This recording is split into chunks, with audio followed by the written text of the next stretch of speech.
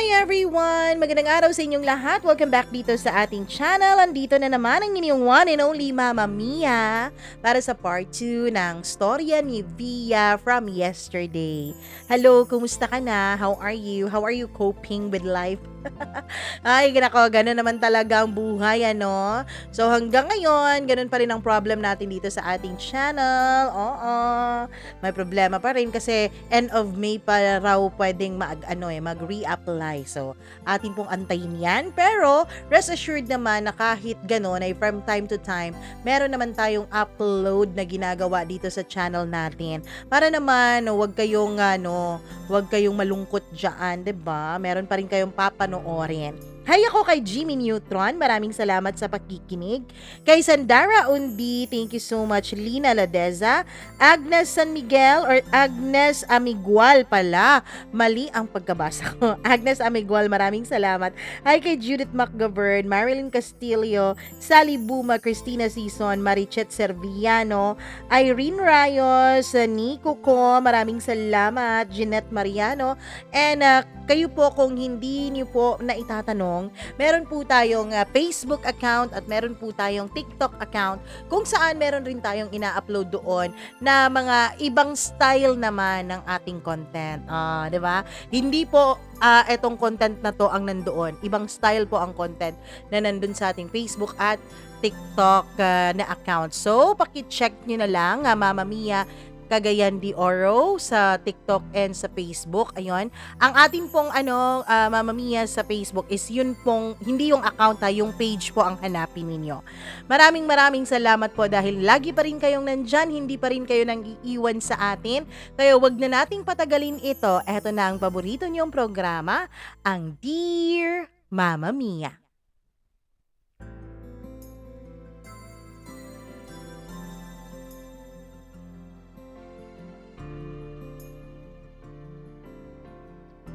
Ayun na nga, Mama Mia. Nung chinek ako ng doktor, ay doon ko nalaman that I am 1 month pregnant. Hindi ko talaga maintindihan noon ang nararamdaman ko. Hindi ko alam kung anong ire-react ko, Mama Mia. Kinakabahan ako pero at the same time ay natuwa din naman ako at maligaya ako sa balitang yon. Matapos kong ang malaman na buntis ako, medyo natakot ako. Not because magkakaanak na ako. It's just that enough ba ako para maging isang mabuting ina? Magiging mabuti kaya ako sa anak ko? So I decided, Mama Mia, na tsaka ko na lang sasabihin kay Chard ang totoo kapag nakauwi na ako sa bahay. Para naman relax ako. Para naman nakahiga lang ako habang sinasabi ko yon. Nung papauwi na ako ay dahan-dahan lang talaga ang pagpapatakbo ko sa sasakyan. Kasi Mama Mia, baka mapatay ako ng ama ng batang dinadala ko kung ano pa ang mangyari dito. Nung nakadaan ako sa isang restaurant ay dumaan na muna ako doon dahil nakaramdam ako ng gutom. And as always, careful na careful talaga ako sa bawat hakbang ko dahil baka maulit yung nangyari kanina na dinugo ako. Sabi nung doktor ay alagaan ko raw ang sarili ko dahil parang mabilis daw akong magdugo. So napaka sakit naman kung mawawala agad sa akin ang bata sa sinapupunan ko, 'di ba? Paano na lang ako? Sa pagpasok ko, Mama Mia, napakahaba po ng pila. Nakaka-stress. Gutom na ako kaya wala akong choice kundi tiisin ang pumila. Nung may isang lalaki sa may unahan ko na lumingon sa akin sa likod. Hi miss, palit na lang tayo miss. Ikaw na lang dito. Kasi ikaw lang naman mag-isa. Kakapalan ko na ang mukha ko ha. Okay lang ba? Okay lang miss. Maganda ka eh. Kaya hindi nararapat sa'yo ang magtiis na pumila ng ganito. Sabi niya. Salamat ha. Mama Mia, gwapo din naman yung taong yon. Ewan ko ba, lahat ata sa paningin ko gwapo eh. Pero syempre, pinakagwapo sa lahat ay ang ama ng future baby ko. Pagdating ko sa bahay ay nag-half bath muna ako pagkatapos ay humiga. Ilang sandali pa lang akong nakahiga ay tinawagan ko na agad si Chard mama niya dahil gustong gusto ko nang ipaalam sa kanya ang tungkol sa aking sitwasyon. Dial ako ng dial ng number niya pero wala pong sumasagot. Ilang beses na akong nag-attempt hanggang sa nainis na lang talaga ako dahil wala ngang sumasagot dito. Pinatay ko na lang ang cellphone ko para matulog. Ayaw mo pala akong kausap pa, di bahala ka sa buhay mo. Kinabukasan ng dami-daming missed calls galing kay Chard. Ewan ko Mama Mia, imbis na maging masaya ako, ay talagang para pong kumulo ang dugo ko nung mga panahon na yon nung nakita ko ang pangalan niya sa screen ng cellphone ko. May text pa niya Mama Mia na sagutin ko raw yung tawag, pero hindi ko pinansin. Pinagkibit balikat ko ang lahat ng yun. Whole day kaming walang communication ni Richard hanggang sa umabot po yun ng weeks na hindi ako nakikipag-communicate sa kanya. Kapag nag-a-attempt siyang tumawag sa akin ay hindi ko sinasagot. Kahit nasan pa siya magsususuot Mama Mia, sa messenger ko, gustong makipag-video call, sa Viber, tatawag, magte-text. Minsan nga, ay inuutusan na niya yung mama niya para yung tita ko ang kumontak sa akin pero kahit isang beses hindi ko po yun binigyan ng pansin. Hanggang sa si tita na nga mismo ang tumatawag sa akin. Via, ano na naman ba tong kabaliwan mo? Wala naman tita. Anong wala? Sabi ni Richard tinatawagan ka raw niya ilang linggo na pero hindi ka sumasagot. May text, hindi ka nagre-reply. Hindi ako nakasagot sa tanong ni tita. Hindi ko na malayan Mama Mia na tumutulo na palang mga luha ko habang si tita naman sa kabilang linya ay panay ang dada ng dada sa cellphone. Ewan ko Mama Mia kung bakit napaka-sensitive ko. Siguro dala na rin ang pagbubuntis ko. Via, umiiyak ka ba? Hindi naman tita. Sus Via, ikaw pa tong gumagawa ng kalokohan dyan? Tapos ikaw pa tong paiyak-iyak ha? Via, ayusin mo yung ugali mo ha? Alam mo, hindi ka na talaga nakaka-aliw. Hindi ka na nakakatuwa, lalo na yung utak mo. Wala namang ginagawang masama sa iyo yung tao tapos ginaganyan mo. Hindi ako nakapagsalita at wala din akong balak na magsalita dahil nakakapagod pong mag-explain. Kaya mas mabuti yung tumahimik ka na lamang. One time Mama Mia ay may nag-invite sa akin na isa kong kasamahan sa ospital na maliligo raw kami sa isang beach resort. Kasi wala naman ako raw boyfriend. Siyempre, nung mga panahon na yon ay umandar na naman ang kalokohan ko. Sinigurado ko muna Mama Mia na bago ako pumunta doon ay safe si baby doon. Hindi pa naman halata ang pagbubuntis ko, kaya ang ginawa ko ay nag-color black one-piece attire na lamang ako para iwas na rin sa lamig. Mama Mia, hindi talaga mawawala yung pa-picture-picture kapag may mga galaang ganyan, tapos ipopost mo sa Facebook, sa IG o sa Twitter. Proud na proud naman talaga din ako. That time, Mama Mia, wala na sa isip ko si Chard dahil sobrang nag-enjoy na ako kasama yung mga kasamahan ko. Months na ang lumipas, wala pa rin kaming communication ni Chard at blinak ko na talaga ng tuluyan ng number niya. Nag-deactivate ako ng Facebook account. Ewan ko ba talaga Mama Mia kung bakit ko nagawa yon. Nag-iinarte lang ba ako? Ewan ko. Nag-change name din ako sa IG and also sa Twitter ko. Lumipat ako ng bahay Mama Mia. Lumipat ako sa isang subdivision na medyo sa Tagum area. I may be selfish dahil sa ginagawa ko, Mama Mia. Pero nung mga panahon na yun, yun talaga ang pumasok sa utak ko. Ewan ko kung talagang pag-iinarte yun ng bata sa tiyan ko. I know na maliit lang na bagay yun, pero bakit ko ginagawang big deal na hindi niya ako sinasagot? Plus, Mama Mia, dumagdag pa talaga sa storya yung mga workmates ko na laging pinapaalala sa akin na basta raw talaga men in uniform, Lalong-lalo na ang mga pulis ay mga babaero daw talaga. Lalo pat LDR kayong dalawa. Karamihan nga raw sa mga pulis ay may pangalawang pamilya, nasa malapit lang ang pamilya nila. Paano pa kaya raw yung nasa malalayo? So ayun Mama Mia, pumasok po yun sa kukote ko. Sinabi kong hindi ko yun papansinin, pero nakapasok pala yun sa sistema ko, kaya ako masyado nang iniwasan si Chard. In short, I ghosted Chard sa isang napakaliit na rason. Umabot ng 8 months yung tiyan ko pero wala pa rin communication kaming dalawa ni Chard. Until one time, nagsuscroll-scroll ako ng IG, tapos Mama Mia, napatigil ang aking mga mata sa isang post. Hindi ko na lang sasabihin ang pangalan ng IG. Isang babae ang nag-post Mama Mia at pagtingin ko sa picture ay si Chard po ang mukha ng lalaking yon na may karga-kargang bagong anak na bata.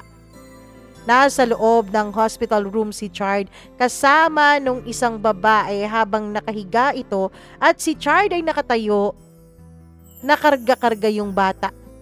Plus the caption sa pic ay, si Daddy Chard and Baby Nathan. Nanlamig po talaga ang katawan ko nung mga oras na yon. Hindi ko maintindihan ang nararamdaman ko. So meaning, bago pa naging kami ni Chard, ay meron na siyang binuntis na ibang babae. Mama Mia, gulong-gulo ang utak ko noong mga panahon na yon. Buong araw akong umiiyak. Buong araw akong nagsisisi kung bakit kay Chard ko pa talaga binigay ang pagkababae ko. Sinisi ko ang sarili ko sa mga nangyari. Ako ang gumawa nito. But then, ako lang din pala ang nabiktima ng kagagawan ko. Whole day, wala po akong kain hanggang sa na-realize ko na may bata pala sa sinapupunan ko, Mama Mia. At na-realize ko rin, bata na lang din ang hawak-hawak ko kay Chard. Kasi yun na lang ang communication at connection naming dalawa eh. Wala na nga kaming komunikasyon. Pero panghabang buhay kaming magkakaroon ng koneksyon dahil sa batang ito. Weeks before my due date, Mama Mia, ay pinapunta ako ni Papa sa Maynila. Dahil nakauwi po si Papa galing sa kanyang trabaho sa barko. Buti na lang Mama Mia na may makatulong daw sa akin at may makatulong daw sa pag-aalaga ng apo ko. Ang suggestion ng papa ko ay dun na lang daw ako manganak. Buti na lang at healthy kaming dalawa ni baby kasi kailangan po ng doctor's consent para makasakay ako ng eroplano. Days bago ako manganak, Diyos ko Mama Mia, hindi talaga madali ang nararamdaman ko. Masakit pa sa lahat ng masakit na naiisip mo. Yun bang feeling na hindi ka mapakali sa iisang lugar? Dinala ako ni Papa sa ospital dahil masakit na talaga ang nararamdaman ko. Pakiramdam ko ay parang puputok na ang panubigan ko nung mga panahon na yon. Sabi ni Papa, at least kung pumutok man ay nandun na raw ako sa ospital. Habang si Papa ay nakaupo sa upuan ng ospital, Mama Mia, ako naman ay lakad lang ng lakad dahil hindi ko na maintindihan ang aking nararamdaman. Pwede ba, Bibi? Magtino ka nga. Ako yung nahihilo sa kakalakad mo eh. Buti ka pa dyan pa. Hindi kasi ikaw nakakaramdam nito. Hindi madali ano. Baby kasi ang tawag ng papa ko sa akin at yun ang tawag din ng mama ko sa akin bago ito mawala. Hindi na lang sumagot ang papa ko. An hour had passed and I deliver a healthy baby boy. Sa totoo lang, unang tingin ko pa lang sa anak ko ay manang-mana talaga ito kay Richard. Promise, pati dimple Mama Mia ay namanan niya mula sa kanyang ama. Month of March po ako nanganak at ibang-iba talaga sa pakiramdam kapag nakikita mo na ang sarili mong dugo at laman. Kapag nakikita mo ang anak mo at kapag umingiti ito sa'yo, parang nawawala ang problema ng mundo. B. Nasaan pala ang papa nung bata? Ewan ko pa. Wala naman akong planong ipaalam kay Chard ang totoo. Ayokong makasira ng pamilya. Ano? Nababaliw ka na ba? So meaning lalaki ang apo ko na walang ama, ganon? Meron naman siyang ama pa. Sasabihan ko naman siya pero sa pagdating ng panahon. Wag na muna ngayon, tsaka na kapag maayos na ang lahat. Tsumata ko sa tita mo dun sa Bohol, pinaalam ko sa kanyang nanganak ka na. Ano? Bakit ka nag-chat pa? Hindi naman alam ni tita na buntis ako eh. Kaya nga, gulat na gulat siya nung sinabi ko. Nagtanong siya kung sinong ama ng bata. Anong sinabi mo? Sabi ko, ikaw lang makakasagot niyan. Ang sa akin ay sinabihan ko siya na uuwi tayo ng Bohol kapag May. Hindi pa pwedeng i-travel yung bata. Lalo pat, 1 buwan pa lang siya pag dumating yung May. Wag kang mag-alala dyan sa transpo. Akong bahala dyan. Makakalusot tayo. Kumain ka ng maraming prutas at saka gulay para healthy kayong dalawa ni baby.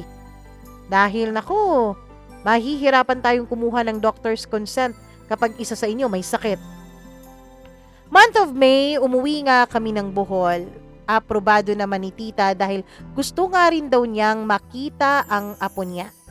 Sinalubong kami ni tita, Mama Mia, sa lumang airport doon sa may Tagbilaran pa nung mga panahon na yun. Habang nagdadrive si Papa, si tita naman ang nasa front seat at ako ang nasa back seat. Syempre, karga-karga ko ang aking anak. Mama Mia, okay na okay pa ang takbo namin nung mga panahon na yun. Si tita ay hindi pa rin makapaniwala na may anak na ako. Tanong pa rin siya ng tanong sa akin kung sino ba talaga ang ama ng anak ko. Kay Richard ba raw yun? Pero ngumingiti lang ako at hindi ako nagsumasagot dahil pagod na rin ako at hindi ko na kayang i-explain pa ang lahat. Galing pa kami sa biyahe, Mama Mia, at ang tita ko naman talaga, yung bibig ay walang preno. Hindi na lang po ako nagsasalita hanggang sa biglang sinabi ni Papa na may checkpoint raw. Wala na lang din ako noon at hindi ako kinabahan dahil alam ko naman na kumpleto sa papeles itong papa ko. Pagtingin ko sa labas, Mama Mia, ay nagulat ako dahil ito yung lungsod kung saan kami unang nagkita ni Chard. Dito niya ako unang pinatigil at hiningan ng driver's license ko. Mama Mia, I don't know, pero para talagang deja vu sa akin ang mga pangyayari. Tapos, biglang may kumatok dun sa may window sa driver's side. Pagbukas ni Papa ay may isang pulis na kumausap sa kanya. Hiningan siya nito ng driver's license at nung okay na, Mama Mia, ay may kumatok ulit. May tumawag sa pangalan ng tita ko. Pagtingin ko sa tita ko, Mama Mia, ay tiningnan ko rin yung tumatawag. Diyos ko, parang nawalan ata ako ng lakas. Dahil kahit nakaupo ako nung mga panahon na yon ay kinakabahan ako ng sobra na hindi ko maintindihan ang sobrang takot na lumukob sa puso ko. Pinagpawisan talaga ako ng malalamig na pawis nung mga panahon na yon kahit nakapool naman ang aircon sa loob ng sasakyan. Si Chard yun at nangangamusta kay tita. And paglingon niya sa backseat, Mama Mia, ay halatang gulat na gulat siya nung nakita niya ako. Ilang sandali pa ay nagkasalubong ang kanyang mga kilay habang nakatingin sa akin at sa batang bit ko. Tapos nag-fake smile siya sa akin. Sige tita, alis na ako. Talagang pinatigil lang kita dahil gusto kitang kamustahin. Sabi niya, Mama Mia, sabay tingin sa akin ng masama sa loob. Sige, salamat Chard. Sandali, may sasabihin nga pala ako sa'yo. Tawag ulit ni tita nung patalikod na sana si Chard. Ano yun tita? Mamayang gabi, dun tayo sa bahay maghahapunan na. Sabihan mo ang mama at papa mo. Kasi magpapadispedida ako mamaya. Kasi dumating tong kapatid ko eh. Etong driver namin, Papa ni Via, galing pa to sa pagbaba ng barko. Sige tita. Hindi po ako mangangako na makakapunta kami pero sasabihan ko po sina mama at papa. Nako, anong hindi mangangako? Dapat pumunta talaga kayo doon. Iintayin ko kayo ha. Okay tita, sige po, sasabihan ko sila. Sige, alis na kami. Bago umalis si Richard ay lumingon siya ulit sa akin, Mama Mia. Medyo napamura pa ako nun sa sarili ko. Parang nagbalik ata ang mga feelings ko, Mama Mia. Feelings, wag ka na lang bumalik, please. May asawa na tong taong to. Alam mo ba, Bia? Medyo mataas-taas na ang ranggo ni Chard. Sabi ng tita ko habang bumabiyahe pa rin kami. Ganun ba tita? Sabi ko naman, Mama Mia, na wala talaga akong balak na pahabain pa ang usapan tungkol kay Chard. Oo, dinala nga niya si Nathaniel tapos si Marisa Panglao at naligo sila dun sa beach. Okay. Nathaniel palang pangalan nung anak niya and Marie siguro ang pangalan ng mama ng anak ni Chard. I don't know. Hindi ako sigurado at wala rin naman akong balak na magtanong at mangulit pa kay tita. Hindi ako nagtanong sa kanya kung anak ba ni Chard o at asawa ba niya yung sinasabi nila dahil baka maratratan na naman ako ng machine gun niyang bunganga. Pero Mama Mia, ang alam kasi ng tita ko nung mga panahon na yon ay naghiwalay kami ni Chard. Ewan ko kung paghihiwalay ba ang nalaman niya. Hinapunan ay bising-busy ang mga tao sa bahay kasi nga nagpe-prepare para sa dinner. Yung mga kapitbahay namin ay tumulong sa pagluluto sa kusina. Ako naman ay nasa kwarto ko lang at nagbabantay ng anak ni Chard na talaga namang manang-mana sa kanya. Kahit naka-full aircon na, ay pinagpapawisan pa rin talaga ang batang ito. Napaka-aksayan niya sa damit. Diyos ko naman talaga, napaka-sensitive ng kanyang balat naman ang mana kay Chard. Mama Mia, tinignan ko ang anak ko. San bang parte dito sa batang to ang nakuha niya sa akin? Ako ang nagpakahirap. Ako ang halos mamatay-matay na sa pag-ire, pero walang ni isa talagang namana sa akin ng baby ko. Kinagabihan ay marami pong taong dumating. Nagulat na lamang ako dahil pumasok si tita ko sa kwarto sabay sabing, "Bibi, kumain ka na doon. Ako nang bahalang magbantay dyan sa bata." Napakaraming tao no? Oo, bilisan mo na kasi ako yung susunod sa yung kumain. Pagdating ko nga sa labas ay napakarami nga naman talagang bisita.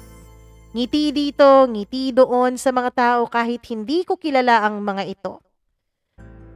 Mama Mia, kumuha ako ng pagkain at ng ulam ko. Ang dami-daming tao. Kaya medyo natagalan ako doon. Na paano na kaya yung anak ko doon?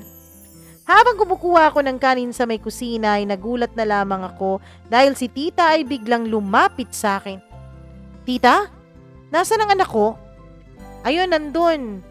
Pinabantayan ko na lang sa iba kasi nag-volunteer naman siya na siya raw magbantay eh. Gutom na rin kasi ako, Via, ang tagal mo." "Tita naman, nakakahiya naman, pinabantay mo pa sa iba yung anak ko." "Kaya nga kumain ka na dyan at bilisan mo na para makuha mo na yung bata. Nakakahiya dun sa tagabantay ng anak mo." Mama Mia, dali-dali talaga akong kumakain. Halos hindi ko na nga nginunguya ang pagkain ko sa sobrang bilis ko. Nung matapos ako ay tinanong ko si tita, "Asan sila tita?" "Andun sa kwarto ko, iniwanan ko paglabas ko. Kasi nung nilabas ko ang bata, pinagpawisan ng gusto. Napakapawisin na bata. Yun na nga tita eh. Kaya nga ayaw na ayaw kong ibabiyahe sana yung anak ko." Dali-dali akong pumunta sa kwarto dahil baka nag-inarte na ang anak ko. Pagbukas ko ng pintuan ay talagang nanlaki ang mga mata ko sa sobrang gulat. Hindi ako handa sa aking nasaksihan, Mama Mia. Si Chard, karga-karga yung anak ko at isinasayaw-sayaw pa talaga niya yung bata para makatulog. Gulat na gulat talaga ako nung mga panahon na yon. Hindi ko ine-expect na siya palang pinagbantay ng tita ko sa anak ko. Nung lumingon siya sa akin ay nagkatitigan kaming dalawa. Hanggang sa nagsalita ako. Pasensya ka na ha, sa'yo pala iniwanan ni tita tong anak ko. Okay lang, nag-offer din naman ako na bantayan. Napaka-cute na bata. Sabi niya sabay ngiti. Bia, pwede ba tayong mag-usap kahit sandali lang? Ano naman ang pag-uusapan natin, Chard? May itatanong lang ako sa'yo. Ngayon mo na itanong sa akin. Pwede ba yung tayong dalawa lang? Tayong dalawa lang naman ang nasa loob ng kwarto, 'di ba? May bata, Bia. Paano kung may bata? Hindi mo naman siguro lalakasan ang boses mo. Tapos, hindi pa naman niya maiintindihan ang sasabihin mo. Tumitig siya sa akin sabay sabi, okay, kung yan ang gusto mo. Okay, shoot, Chard. Anong itatanong mo sa akin? Mama Mia, lumipas pa ang ilang sandali bago siya nagsalita. Bakit mo ako iniwanan? Sino bang nang iwan, Chard? Ikaw. Ikaw naman ang biglang nawala at hindi na nagparamdam, diba? Ewan. Sagot ko, Mama Mia, dahil hindi ko naman talaga alam kung anong sasabihin ko. Huwag mo naman akong bigyan ng invalid na rason, Bia. Sabi niya na medyo lumakas na ang boses niya at alam ko, Mama Mia, na naiinis na siya. Yung boses mo hinaan mo dahil may bata. Kalmado kong sabi sa kanya.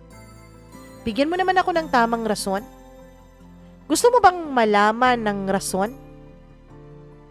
Ha? Sige, sasagutin kita pero sagutin mo muna ako. Anong tanong mo? Pamilyado ka na ba, Chard, o hindi pa? Ano? Bakit mo naman naitanong yan? Sagutin mo ako, Chard. Sagutin mo ako ng totoo dahil baka mawala ako nito sa sarili ko. Sumigaw na ako nung mga panahon na yun, Mama Mia, dahil sa sobrang inis ko. Buti na lang at alam kong hindi naman naririnig sa labas ang pagsigaw na yun dahil sobrang ingay din naman nung biglang umiyak ang bata. Tuloy ay parang mabaliw-baliw ako sa pagpapatahan nito. Ang anak ko kasi, Mama Mia, hindi naman po masyadong iyakin. Pero kapag naumpisahan itong umiyak ay talaga namang mahihirapan kang patigilin ito. Siguro manang-mana talaga ito sa ama. Hindi ako pamilyado, Via. Sigurado ka? Tanong ko habang karga-karga ko ang anak niya at pinapatahan ito. Ouch! Anong ouch? Sino ba yung babaeng nakita akong nag-post? Tanong ko. Anong pinost? Meron kang karga-kargang bata, nasa ospital kayo? Wala naman akong ibang kinargang bata sa ospital. Yun lang talagang pamangkin ko. Anong pamangkin? Bakit? Meron ka na bang kapatid na nag-asawa na? Oo, kapatid ko sa labas, anak ni Papa noon. Ganegros yun sila. Si Ate Kala, pinapunta ni Papa kasi nga binuntis ng boyfriend niya tapos hindi pinanagutan. Bobo ka talaga, Via. Ura-urada kang nagde-desisyon kaya ayan. Mama Mia, titig na titig ako nun kay Richard at medyo nahiya ako sa aking mga pinaggagawa. Bakit? Akala mo ba anak ko yun? Kasi Daddy Chard ang nakalagay dun sa caption? Tanong niya at gumaan na ang aura niya nung mga panahon na ito at tumatawa na. Ewan ko sa'yo, Chard. Umalis ka nga rito. Baka masipa kita dyan eh. Bakit napakatapang mo? Huwag kang mag-alala. Kung meron man akong mabubuntis, ikaw lang yon. Talaga ba? Oo.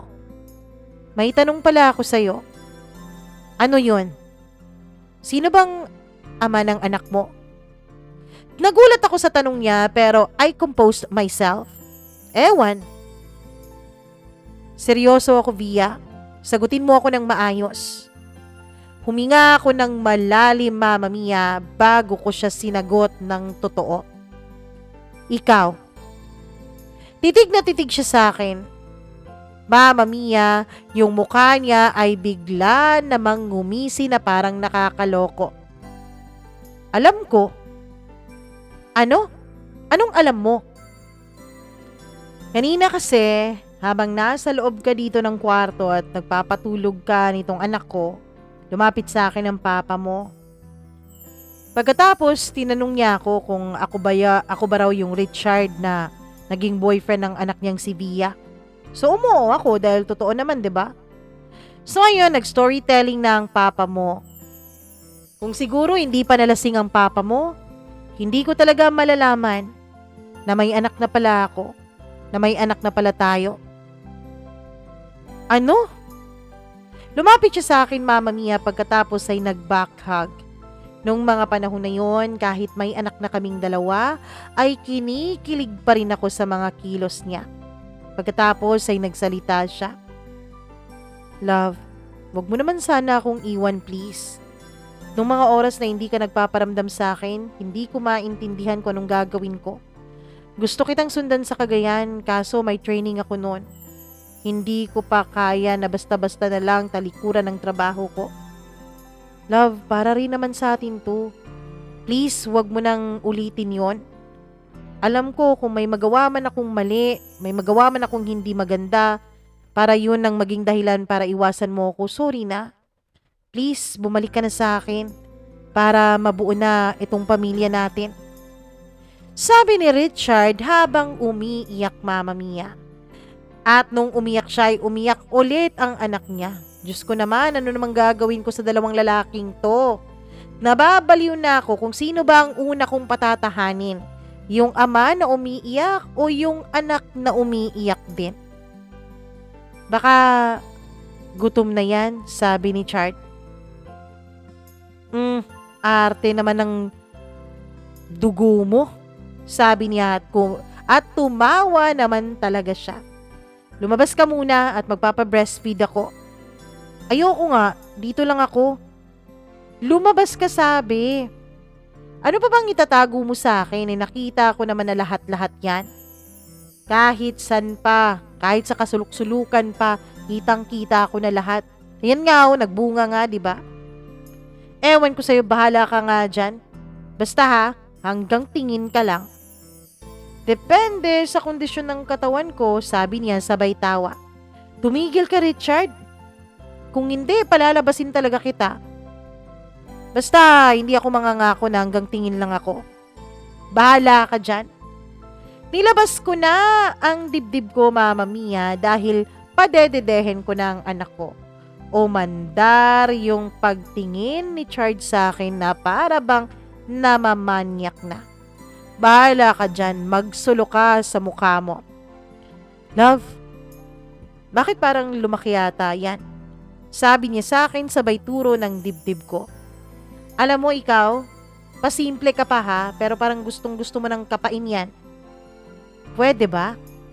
Sige na, dali. Baka gusto mo ring dumede. Sabay na lang kayo ng anak mo. Ang baliw ay hindi naman humindi, Mama Mia, biro ko lang naman yon.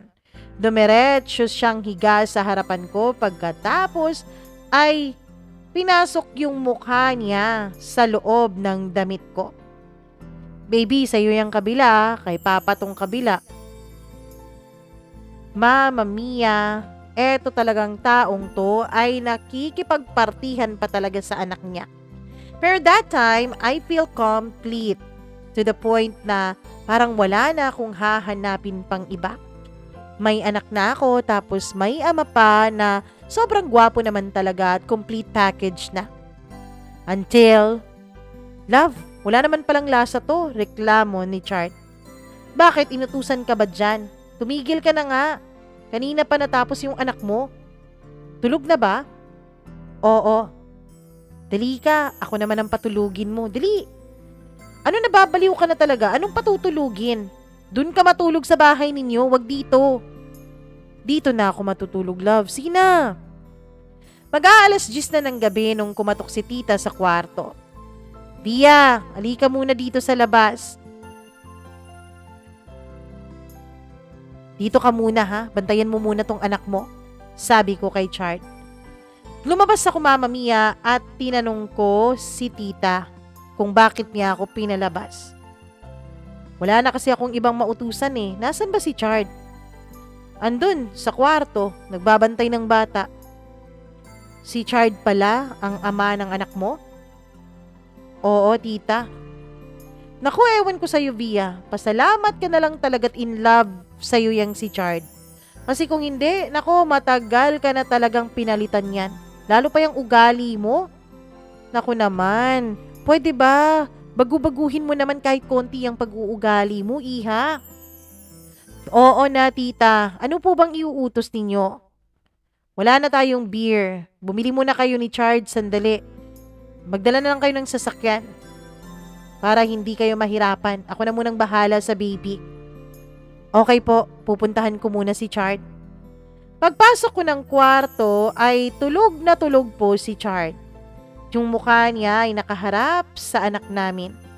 Ewan ko pero kinikilig ako habang tinitignan ko ang mag-ama ko na nasa ganong sweet na posisyon. Tita, tulog po si Chard eh. Andun si Ricky, yung kuya ni Chard. Kararating lang. Kayo na lang ang pumunta at bumili. Tita, baka hindi magustuhan ni Chard. Ano bang hindi magustuhan ni Chard? Magkapatid naman yung dalawang yan. Lumakad na kayo't matapos nang maubos yung beer doon na iniinom ng papa mo. Naghahanap na yung mga bisita. Mama Mia, nung mga panahon na yon ay wala naman talaga akong choice. Oo, feeling ako sa point na ayaw kong magkagulo ang magkapatid dahil sa akin, pero talaga namang iniiwasan ko lang na mainis at masaktan itong si Chard. Kaya naman wala akong choice kundi kami na lang ni Kuya Ricky ang magkasamang bumili ng beer. Kumusta ka na, Via? Okay lang naman ako, ya, sabi ko. Buti naman at nagkabalikan kayo ni Chard. Nagkabalikan kayo ng kapatid ko. Oo nga, ya eh. By the way, Via, huwag ka nang mahiya sa akin ha. Baka kasi na-awkward ka pa rin sa akin. Kasi, alam mo na, yung noon, oo ya eh. Hindi mo naman siguro maiiwasan na ma-awkward sa ganun, di ba? Na-awkward akong lumapit sa'yo. Kalimutan mo na yan. Ang isipin mo yung ngayon. Ikaw ya, wala ka pa bang planong mag-asawa na? Soon. Pag hindi na masakit ito, sabi niya sabay turo ng kaniyang puso. Hala, bakit? May nanakit ba sa'yo, kuya? Ikaw, sinaktan mo ko eh, sabi niya sabay tawa. Baliw ka talaga, kuya. Mayos ka nga. Sa totoo lang, Via, nasaktan talaga ako nung time na naging kayo ng kapatid ko. Kasi pakiramdam ko, akong nauna sa'yo eh. Pero nagulat na lamang ako dahil naging kayong dalawa. Pero ngayon, medyo okay na ako kasi may pinagtitripan na rin ako ngayon eh. Anong pinagtitripan, kuya? May nililigawan ba ako? Talaga? Tagasan naman yan? Makikita mo rin siya. Pwede bang daanan muna natin siya, may ibibigay lang ako? Naku kuya, ano na naman yan? Milk tea. Kasi mukhang naglilihi yata yun. Sabi niya sabay tawa. Ang bilis mo naman. Hindi, joke lang yun. Meron siya ngayon eh, kaya siguro naiinis. Umiinit yung ulo. Para mawala yung galit, para mawala yung inis, eto, dadalhan ko ng milk tea. Ganyan, kuya. Suyuin mo talaga hanggang sa mabingwit mo. Mag-aalauna na ng madaling araw nung dumating kami dahil medyo malayo po ang pinagbilhan namin, lalo pat sarado na halos ang mga tindahan na malapit sa amin. At meron pa talagang pakiusap si kuya. And alam ko naman, Mama Mia, na nag-antay yung isa doon. Pagdating ko sa bahay ay nandun pa rin ang mga tao at tumatagay pa rin. Pagpasok ko ay nasa sala na si Chard at yung kilay niya ay hindi na talaga maipinta at halatang inis na ito. Doon tayo sa kwarto, mag-usap tayong dalawa. Pumasok din naman ako at sinunod ang utos ni Senyorito. Saan kayo galing? Inutusan kami ni tita na bumili ng beer. Kayong dalawa lang? Tayo sana yon, kaso natutulog ka na eh. Sana ginising mo ko. Natatakot akong gisingin ka dahil sabi ng mama mo, naiinis ka raw kapag ginigising ka. Tapos isa pa, 'di ba? Pagod na pagod ka sa trabaho. Ang dami mo talagang rason, Via. Totoo naman 'yun, Chard. Uuwi muna ako sa bahay. Doon ako matutulog. Sige, umuwi ka na. Umalis ka na. Ano pang inaantay mo? Etong tatandaan mo once na umuwi ka sa inyo, wala ka nang babalikan. Sabi ko, dahil hindi na rin ako nagpatalo sa kanyang wala sa lugar na pagsiselos, Mama Mia. Titig na titig si Chard sa akin at parang nagulat siya kung bakit naging ganun ako bigla. Eto tayo ngayon. Ikaw pang may ganang magalit ha. Ganyan ka talaga, dyan ka magaling, Via eh. Grabe, bumili lang naman kami ng beer. Okay lang naman sa akin, pero ang tanong, bakit ang tagal niyong umuwi? Inabot pa kayo ng 1 oras? Pumunta kami dun sa bahay ng nililigawan ng kuya mo. Ganun ba? Sige, matulog ka na. Madaling araw na. Bukas na tayo mag-usap ulit. Pagkatapos nun ay humiga na si Chard, Mama Mia. Hindi pa nga ako nakakapag-release ng inis ko ay tinalikuran na niya ako. Sakto talaga ako mangyayari talaga to. So no choice, natulog akong mabigat ang loob ko. Nagulat na lamang ako, Mama Mia, imbis na matulog ay biglang may humihimas sa tiyan ko. Noong iminulat ko ang mga mata ko ay si Chard po. Siguro naman, lumabas ang kalandian ng lalaking ito. Love, sorry na. Sabi niya sabay halik sa lieg ko. Imagine nyo na lang yung lieg ko, Mama Mia. Or in short, nag-back hug siya sa akin. Matulog ka na, madaling araw na. Sabi ko, ayoko. Sabi niya habang gumagalaw ang mga kamay niya at kung saan-saan na nakarating. Narating na nga nito ang mga boobs ko. Pagkatapos ang baba ng legs ko.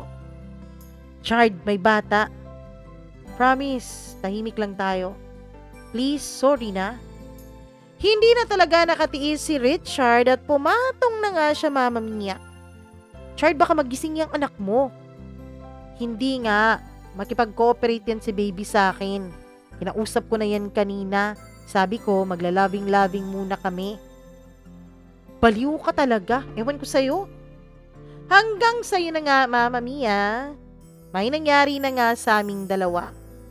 Ang baliw ay halos nagkakandara pa siya sa pagtakip ng bibig ko dahil nagiging maingay talaga ako. Bahala ka dyan. After naming magmilagro ay may pasabi pa siyang, alam mo love, mas lalo yatang naging yummy ka mula nung nanganak ka. Hindi ko in-expect na magiging ganito ulit. Kasikip ang lahat. Tumahimik ka nga dyan. Sabi ko at ilang sandali pa ay nakatulog na ang baliw sa tagiliran ko. Kinabukasan ay napakalaki naman talaga ng ngiti ni Chard. Ewan ko dito sa lalaking to. Anong nangyari sa'yo? Tanong ko. Wala, ang sarap-sarap ng tulog ko Sabi niya sabay kantsaw sa akin. Maagang maaga pa pero pinaandaran na niya ako ng kanyang kalandian. May tingin pa siya sa akin na halata mo talagang may meaning. Umuwi ka na sa inyo dahil mag-duty ka pa, sabi ko. Good morning kiss muna ako, love. Tumigil ka nga, Chard. Tapos na tayo kagabi. Iba naman yun. Panggabi yun Bakit? May pa-schedule ka ba? Meron. Umalis ka na dahil malilate ka na. Love, isa na lang please. Sige na. Pakiusap niya. Tumigil ka, Chard, maagang maaga pa. Sige na, isa lang, promise. Pagkatapos noon ay niyakap niya ako. Para talaga siyang pusa nung mga panahon na yon na mating season. Kamayang gabi, promise. Tumahimik siya pagkatapos ay umupo siya doon sa may tagiliran. Doon talaga siya umupo sa may gilid ng cabinet, Mama Mia, na siyang nilagyan namin ni baby ng aming mga damit. Bale na sa gitna siya ng wall at cabinet. Tumingin siya sa akin pagkatapos ay bigla na lang yumuko. Napaupo siya doon at ilang sandali pa ay nagulat na lamang ako nung bigla itong umiyak. Para talaga siyang bata. Natatawa ako na hindi. Chard, umalis ka na. Hindi siya nagsasalita. Chard, malilate ka na. Hindi pa rin siya kumikilos. O sige na, sige na. Kikis na ako. Mama Mia, para talagang baliw sa kalambingan tong taong to. No comment siya, so ang ginawa ko ay nilapitan ko siya at hinalikan ko siya sa aking pisngi. Hinalikan ko siya sa kanyang pisngi. Hindi naman yan ang hinihingi ko, sabi niya. Ano pala? Ewan ko sa'yo, Via. Baliw talaga tong taong to. Parang gusto pa ata na umisa bago umalis. O sige na, basta isang beses lang ha. Kasi gigising na yung anak mo.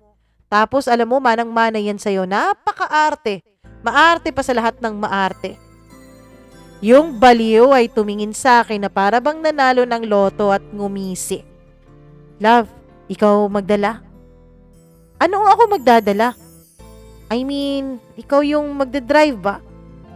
Nababaliw ka ba? Baka hindi ka makascore sa akin ngayong umagang to. And as expected, Mama Mia, nakaisa nga siya. Hindi nga lang isa, Mama Mia, dahil humirit pa talaga ng isa pa. Buti na lang, tulad ng sinabi niya, ay nakipag-cooperate itong si baby. After that happened, isang gabi, Mama Mia, ay hindi nakapunta si Chard sa bahay. Kasi sabi niya, nilagnat daw yung kanyang pamangkin.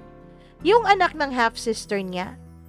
At dahil wala yung mama niya, dahil may pinuntahan sa Cagayan kasama ang papa niya, binisita yung iba niyang kapatid, Mama Mia, na nandun sa Cagayan nakatira. Bali, ang naiwan sa bahay ay si Chard, si Ricky, yung half-sister niyang si Marie, at syempre yung bata. Si Ricky ay hindi din talaga niya tanggap ang half-sister niya. Ewan ko kung bakit. Hindi naman inaamin ni Chard sa akin ang totoo. Pero nakipag-usap si Ricky kay Marie and sabi niya parang may boundary lang o may limitations lang yung closeness ng dalawa. Nakalimutan ko yung tungkol sa bata, Mama Mia. Ang totoo ay hindi raw talaga gusto ni Ricky na siyang mag-alaga nitong bata. Natatakot daw ito at baka mapano ang bata kaya ayun, si Chard talaga ang hinihingan ni Marie ng tulong para alagaan yung babing yon. Mama Mia, sa totoo lang, medyo naiinis ako dun sa Marie na yon. Ang totoo niyan, pwede naman siyang mag-alaga ng anak niya, 'di ba? Tinulungan na nga siya lahat, pinatira pa doon, tapos gusto pa niya libre ang pag-aalaga ng anak niya. Hindi ako nagsiselos, Mama Mia. Pero sa trabaho po ni Chard, alam ko pong hindi madali ang pagod na kanilang nararanasan tapos pinagpaalaga pa talaga ni Marie ng anak niya. Kinagabihan, okay pa yung tulog ng baby ko. Nung bigla na lang sumakit ang boobs ko, Mama Mia. As in, nanigas talaga ito na sobrang sakit kapag ito ay nagagalaw. Para na rin akong nilalagnat nung mga panahon na yon dahil napakainit ng pakiramdam ko sa katawan ko. May bata pa na hindi mapakali. Iyak ng iyak ang anak ko. Gusto niyang dumede sa akin. Gusto ko naman ding padidean siya kaso hindi ko kaya dahil sobrang sakit nga. Buti na lang at sinamahan kami ni tita sa bahay. Pumasok si tita sa kwarto pagkatapos ay kinuha niya yung bata ay pinatahan niya. Habang ako, Mama Mia, ay tumutulo ang luha ko sa sobrang sakit ng boobs ko. Tumawag si tita kay Chard kaso hindi ito sumagot. Ilang beses itong nagdial, Mama Mia, pero walang sumasagot nung mga oras na yon. Kaya galit na galit talaga ako nun kay Chard. Galit ang naramdaman ko sa kanya dahil kung kailan kailangan ko siya, tsaka hindi naman siya makontak. To the point na ayoko na namang makita yung mukha niya. Mahaba ang pasensya ko, Mama Mia. Hindi po ako basta-bastang nagagalit pero nung oras na yon, dahil nga siguro sa sakit na nararamdaman ko ay gustong-gusto ko nang magwala. Hanggang sa naalala ko si Ricky. Yun na talaga ang pag-asa ko. Isang beses pa akong nagdial, buti na lang at sumagot agad ito. Hello, Via? Kuya, tulungan mo ako please, sabi ko sa kanya habang umiiyak. Anong nangyari sa'yo? Bakit ka umiiyak? Nasaan si Chard, kuya? Ayun, sinamahan si Marie, pumuntang butika, bumibili ng gamot ata para sa anak ni Marie. Mas lalong kumulo ang dugo ko, Mama Mia. Dun sa aking nalaman. Mas inuna pa niya yung anak sa iba kaysa sa sarili niyang anak. Ang ganda siguro niyang tignan. Siguro mas mabuti kung wala na siyang uuwian pa. Pwede bang pumunta ka dito muna sa bahay? Tulungan mo ko? Hindi naman humindi si Kuya Ricky at ilang sandali pa ay dumating agad ito sa bahay at dinala niya ako sa ospital. Mama Mia, dahil daw sa dami ng gatas ko ay hindi na nauubos ni baby kaya ayun, nanigas ito sa loob ng dibdib ko kaya sumakit ito. And ang suggestion ng doktor, dapat daw talaga pinapadede ko kay baby para maalis yung lumang gatas. Pwede rin naman daw na akin pong isa-suction kapag hindi maubos ni baby. Kaya yun, kinabukasan ay pinauwi na rin ako ng doktor. Medyo okay na ang pakiramdam ko, Mama Mia, dahil parang sinaksyon ako doon sa ospital. Doon ko na-realize kung sinong naiwan sa bata. Kasi nga, si Kuya Ricky ay pumunta sa bahay. Kuya, sinong naiwan sa anak ni Marie kagabi? Ay, nandun yung midwife doon bago sila umalis. Alam kasi nila na hindi ko talaga gustong mag-alaga ng bata nakakatakot. Kinahapunan, mag-aalas 6 na ng gabi ay dumating si Chard sa bahay. Hindi ko siya pinansin. Pasalamat siya at tahimik lamang ako kesa naman sampalin ko siya, 'di ba? Sinubukan niyang humalik sa noo ko pero umiwas ako. Swerte-swerte niya.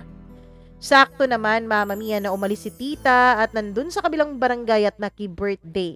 So kaming tatlo lang ni baby at ni Chard sa bahay dahil umalis din ang papa ko. Kumain ka na ba, love? Tanong ni Chard. Hindi ko pa rin siya sinasagot. In short, nagbibingi-bingian ako sa kanya. Anong problema? Silence pa rin. Mama Mia, lagi siyang nagsasalita at nag-explain kung bakit hindi niya nasagot ang tawag ko kagabi, pero hindi ko tinanggap ang explanation na yon. Galit na galit pa rin ako sa kanya. Pumasok ako sa kwarto ko at pinadede ko yung baby. Samantalang siya ay nagluto para sa aming hapunan. Habang nagpapadede ako ay nararamdaman ko pa rin ang sakit, pero medyo hindi na grabe kaysa sa kagabi. Nagsuscroll-scroll ako sa Facebook, sakto namang nag-post si Marie 4 minutes ago. Si Chard nakatalikod sa camera. Nakaharap ito sa counter habang yung caption ni Bess Marie, Daddy Chard will do everything for baby Nathaniel. Hala, oy, ang sweet naman talaga. May pa-heart pang emoji.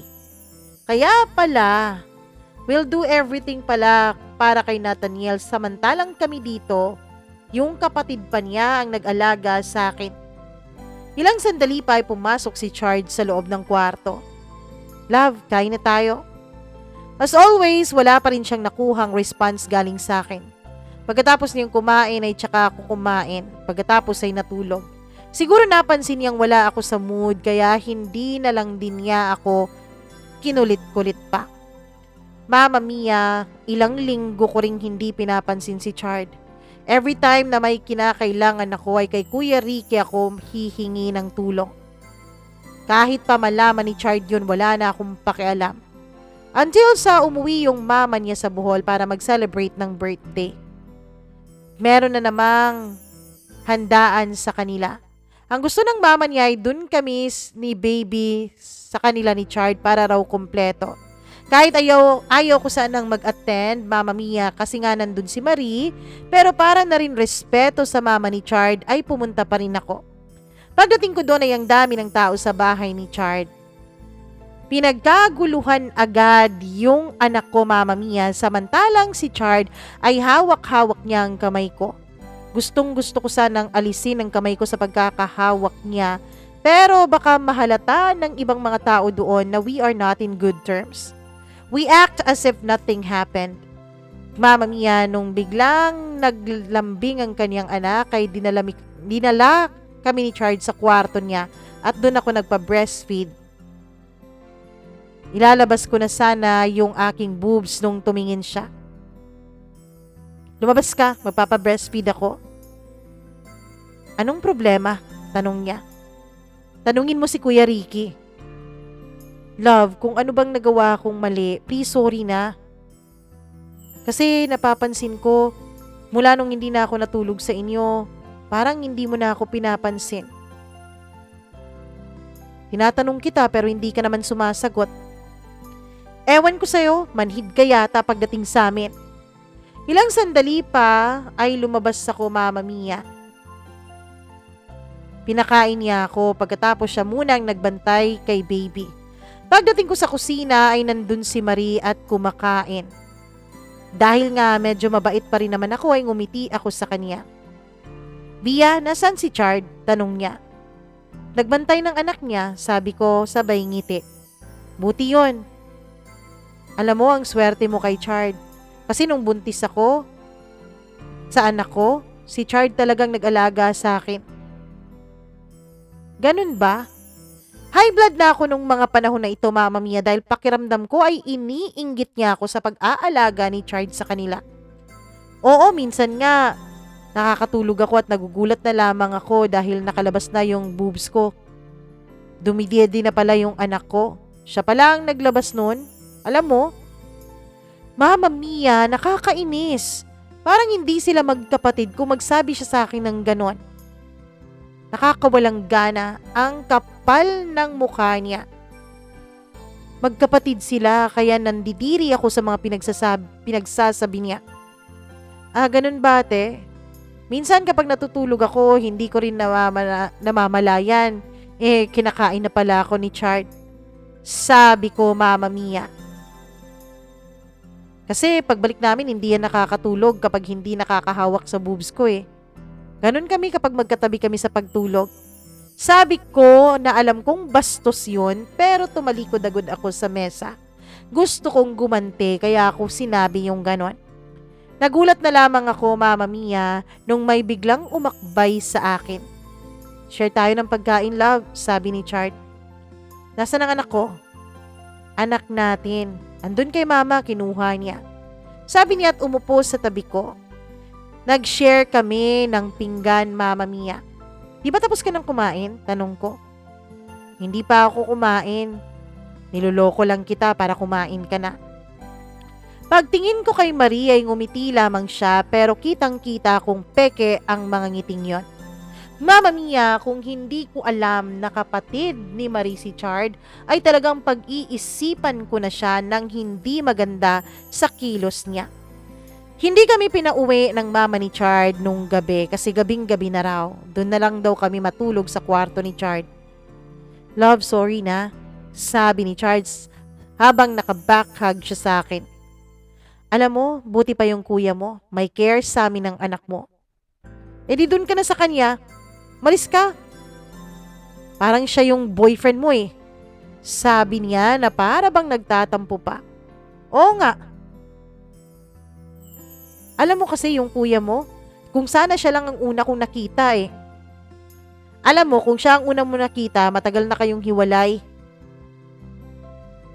Ganun ba?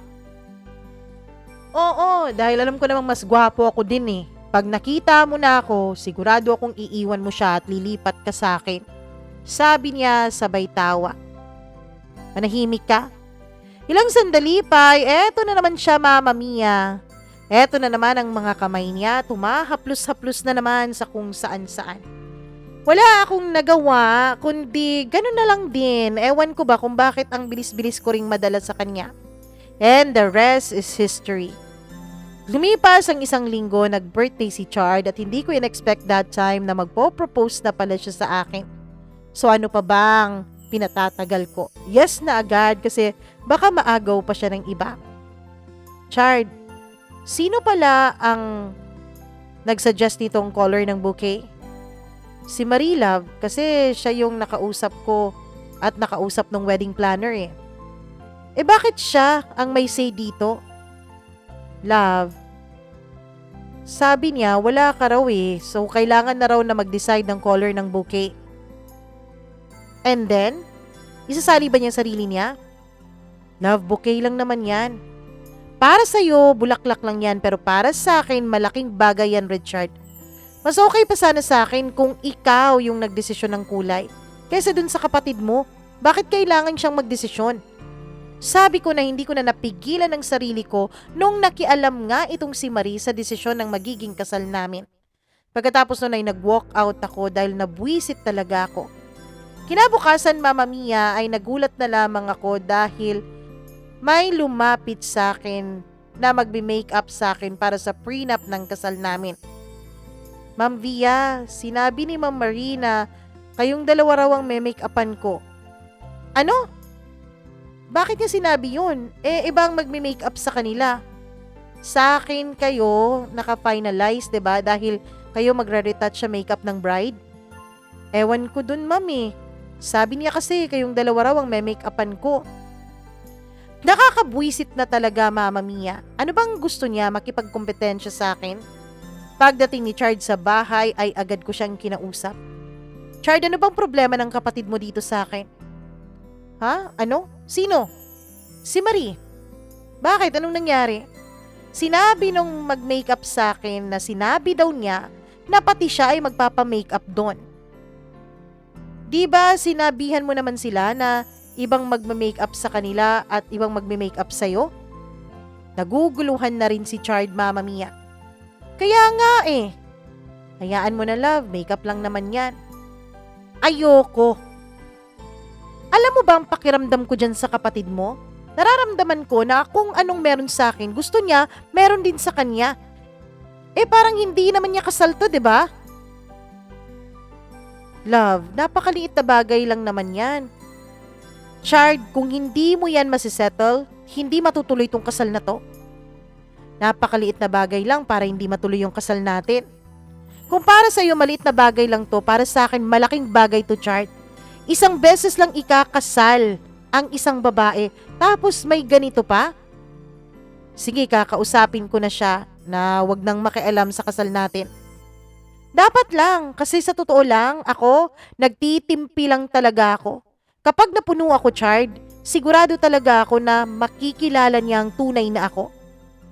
Pumasok ako sa kwarto ko, Mama Mia, at doon ay umiyak ako dahil nilabas ko ang galit ko. Hindi po yun iyak na nagsiselos o kung ano pa man. Dahil lang talaga yun sa sobrang galit ko na kailangan kong mailabas dahil kung hindi ay sasabog ako.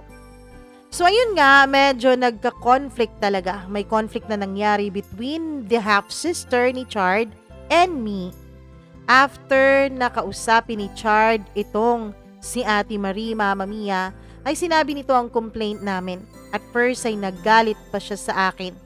Pero nung palapit na ng palapit ang kasal, ay bigla na lang siyang nag-approach sa akin. Via, pasensya na ha. Pasensya na kung sinusuway ko lahat ng mga plano niyo ni Chard. Sa totoo lang, nai-insecure ako sa'yo noon eh. Pero, wala na yan ngayon. Simula nung kinausap ako ni Chard. Pasensya na talaga. Okay na yun, te. Pasensya na rin kung naging ganun ang reaksyon ko. Na-high blood ata ang utak ko dahil natakot ako na hindi masunod ang mga gusto ko sa araw ng sarili kong kasal eh. Kaya pasensya na ha. So okay na tayo? Pasensya na talaga. Ulit niya. Week before the wedding ay sobrang busy na talaga kami and to be honest, Mama Mia, ay may kaba din naman akong nararamdaman. Gabing-gabi na noon at si Richard ay nandun na sa kwarto ko kasama ang baby namin. Tulog na ang dalawa, Mama Mia, nung biglang dumating si Ate Marie at mag-aalas 8 na yun ng gabi. Bia, may sasabihin sana ako sa'yo, sabi niya na nakangiti. Ano yun, te? May pra-bridal shower ako para sa'yo. Wag na, te. Sige na, pasalamat ko na lang to sa'yo eh. Dahil bumalik sa akin yung ama ng anak ko at makikipagbalikan daw. Tapos pumayag ka? Oo, para sa bata, why not? Sa bagay, ate, kawawa din naman si Natnat kung lalaki siya na walang papa, di ba? Maghahanap yun for sure. Oo nga eh, pero basta ha, magpapa-bridal shower ako para sa'yo. Huwag ka nang humindi, ako nang bahala sa preparation. Ang dadalhin mo na lang ay yung sarili mo. Naku ate, hindi papayag yan si Richard. Naku, takutin mo para pumayag. Baliw ka talaga ate. Sabihin mo, hindi siya makakascore kung hindi kanya papayagan. Nawang-tawa ako sa sinabi ni Ate Marie. Kinabukasan dahil on leave naman si Richard sa trabaho ay siya muna ang bahala sa baby namin. Love, may sasabihin ako sa'yo, sabi ko habang kumakain kami. Ano yun? Si Ate Marie ba? Oh, ano na namang nangyari sa inyong dalawa? Huwag mong sabihin sa akin na nagkapikunan na naman kayo ha? Tawang-tawa pa kayo kagabi, narinig ko. Hindi, magpapa-bridal shower raw siya para sa akin. Nako, tigil-tigilan mo yan, love. Sige na, love, ngayon lang to eh. Via, alam mo naman talaga, 'di ba, na ayoko talaga ng mga ganyan. Alam mo, baliw ka talaga. Kung ayaw mo, sumama ka na lang. Via, baka nakakalimutan mo, nagpapa-breastfeed ka ng anak natin. Basta, walang bridal shower. Sige na, ilang rounds ba ang gusto mo para payagan mo ko? Pagkasabi ko noon ay ang laki-laki talaga ng ngiti nito. Basta talaga paggawa ng baby ang usapan ay nakakalimutan niya lahat ng inis niya. Hindi ako madadala sa ganyan mo, Via. Sure ka? Hindi talaga? Kahit magubad ka pa dyan sa harapan ko. Hindi talaga pwede. Hindi ako papayag. Basta wag. Sige, wag kang pumayag. Wala tayong magiging honeymoon. Tandaan mo yan. Pananakot ko pa sa kanya. Akala mo naman talaga makakahindi siya sa akin. Sabi niya sabay tawa. Bridal shower o walang honeymoon? Tanong ko ulit. Umalis ka, basta walang call boy na sasayaw-sayaw ha. Lagot ka talaga sa akin. Huwag ka nang magpakita sa akin. Lalo pa yung kapatid kong hilaw, baka kayong dalawa talaga malilintikan sa akin. Mama Mia, natuloy talaga ang kabaliwan ni Ate Marie. Noong gabing yon ay pinatulog pa namin si Chard at ang baby namin dun sa bahay nila dahil ang sabi ni Ate Marie ay sa bahay namin magaganap yung bridal shower. Simple lang naman, nandun ang mga kasama ko sa trabaho sa Cagayan na may bitbit pang gifts para sa akin dahil imbitado naman sila sa kasal ko. Pero mas nagulat ako, Mama Mia, na may isang malaking cake na formang tooth ng lalaki. Uy, Ate Marie, saan na pala yung sinasabi mong macho dancer? Sabi nung isang workmate ko. Wala tayong ganun ha, kasi baka sa kulungan tayo pupulutin. Sagot naman ni Ate Marie na winarningan na pala ni Chart. Hanggang sa nalasing na ang mga kasamahan ko at kung ano-ano nang sinasabi. In short, kaming dalawa na lang ni Ate Marie ang nasa maayos pang pag-iisip. Ikinasal kami ni Chard month of May, the exact date kung kailan kami nagkakilala, Mama Mia. After the honeymoon, we traveled together na kaming dalawa lang kasi nag-offer yung lolo't lola ng baby ko, ibig sabihin mama at papa ni Chard, na sila daw muna ang bahala sa bata at mag-enjoy daw muna kaming dalawa ni Chard sa piling ng isa't isa. Kung saan-saan kami pumupunta, Mama Mia, pumunta kami doon sa checkpoint na siyang naging dahilan ng aming unang pagkakakilala. Alam mo, love, thankful talaga ako doon sa chief namin nung time na yon. Kasi inassign niya ako dito eh. Dahil nung nahuli kita, nahuli mo rin ang puso ko. Talaga? Nabihag ka ba dahil doon sa pula kong bra at panty? Sino bang hindi mabibihag nun, love? Red na red eh, sabi niya sabay tawa. Pumunta kami ng Tagbilaran, Mama Mia, kasi itong inyong Sir Chard ay talagang napakagaling sa mga hotel doon. Wala naman akong kaalam-alam na nagpabook na pala ito sa isang hotel. Love, pwede na? Anong pwede na? Dagdagan si baby. Oy Chard, manahimik ka dyan ha. Huwag kang deposit ng deposit, mag-withdraw ka rin. Dahil hindi pa ako handa sa pangalawa. Tumawa lang siya, Mama Mia, pagkatapos ay nilapitan na niya ako at hinalikan. And the rest is history at hindi ko na lang idedetalye dahil alam kong meron pa ring mga menor de edad na alam kong sumisikreto sa pakikinig dito. As of now, Mama Mia, ay kontento na po ako sa buhay ko. Meron akong caring at silosong asawa plus bonus pang baby. In my life, I never felt this kind of happiness since I grew and came from an incomplete family. Kasi maaga ngang namatay ang mama ko. To those single ladies out there, magdasal kayo na may checkpoint araw-araw. Malay nyo, nandun na pala ang inyong the one tulad ko. To all the places na akin pong napuntahan and nakapagbakasyonan, there is one place that I will never forget and regret na binisita ko po, Mama Mia. The only place who caught my heart and the most unexpected thing happened in my life is when I experienced #summer in Bohol. The reason kung bakit nakita ko ang my one and only and my cute lucky charm. Mama Mia, nung panahon nga pala, nung nagkita kami sa unang pagkakataon ni Chard, ay mag-6 na taon na pala akong hindi nakakauwi ng Bohol. Kaya naman masayang-masaya ako kung bakit naisip ko nung mga panahon na yon na umuwi at magbakasyon dito. Thank you nga pala sa lahat ng nakikinig ngayon sa kwento kong ito. I will appreciate your comments in the comment section at maraming salamat po talaga sa inyong mga oras sa pakikinig nitong kwento ko. Hanggang dito na lamang po, Mama Mia, at magandang araw sa inyong lahat. Lubos na gumagalang, Via.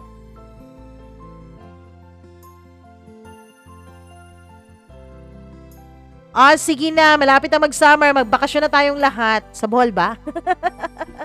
Ay nako, alam nyo, kapag May, magbakasyon kayo sa Bohol, ang daming fiesta.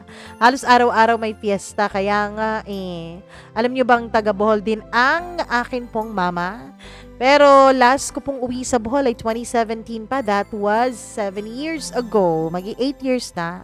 Si October yan Sana makauwi tayo. Anyways, maraming salamat sa nakakakilig mo namang kwento, Via. Kung nagustuhan mo na nakikinig ngayon ng kwentong ito, huwag ka nang mag-hesitate dyan. Ayun, mag-comment ka na, tapos i-like and share. And then, pagkatapos ay mag-subscribe ka na rin dito sa ating channel.